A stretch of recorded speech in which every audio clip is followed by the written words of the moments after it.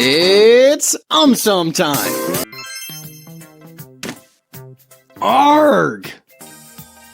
Now, just wait and watch! I'm coming! It's pointless! No matter how hard I try, the great gravitational force will never let it happen. We are all governed by an invisible force of attraction called gravitational force. It helps us walk on the ground and ensures that what goes up ultimately comes down. Go away! Why don't you leave me alone? That's because it's my brother, Shadow. Whether we are standing out in the sun or next to a light source, our body does not let any light pass through us. Nah. So what happens? A dark patch forms in the area where the light does not reach.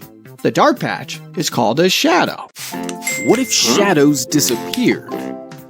Doesn't matter. Sum was never really afraid of shadows. Firstly, if shadows disappeared, makers of horror movies will be severely disappointed. They will have to think of new ideas of scaring people. Secondly, if shadows disappeared, people may start missing shadows so much that they may start looking for old pictures or videos wherein shadows were still visible. Thirdly, if shadows disappeared, solar or lunar eclipse will not occur anymore. Stars and planets will get extremely confused.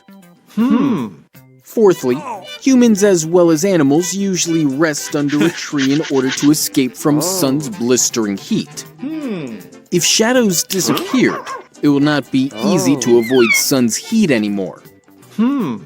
Lastly, if shadows disappeared, science teachers may have to remove this topic. History teachers may include it in their teaching.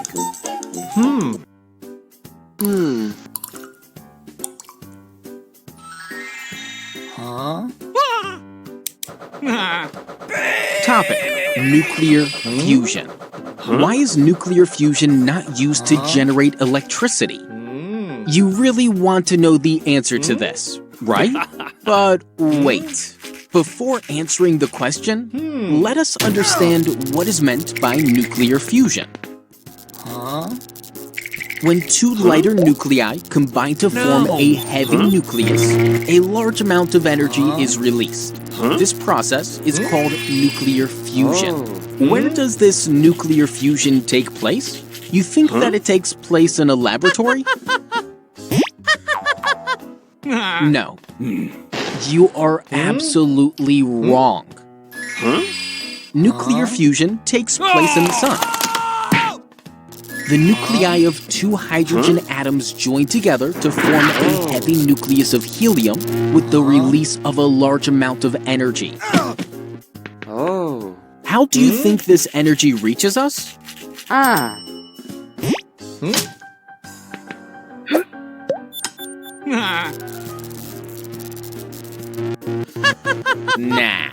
It does not reach us through power lines. Wait, I will tell you.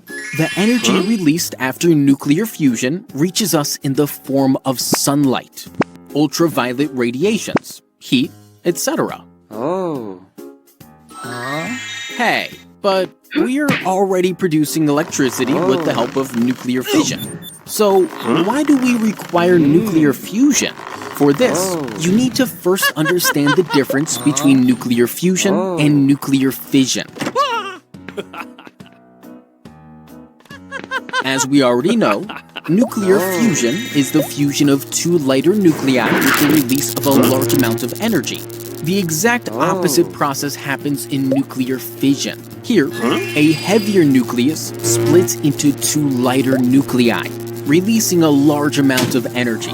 This process of fission is used in nuclear power plants, where a heavy nucleus of uranium is split into lighter nuclei. The energy that is released in this is used to generate electricity. However, there is a major disadvantage of nuclear fission.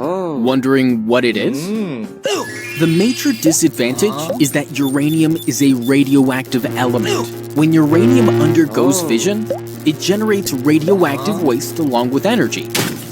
This radioactive waste is very harmful for most life forms and the environment.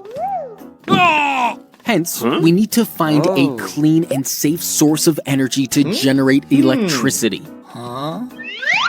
What source would that be? Would it be nuclear fusion?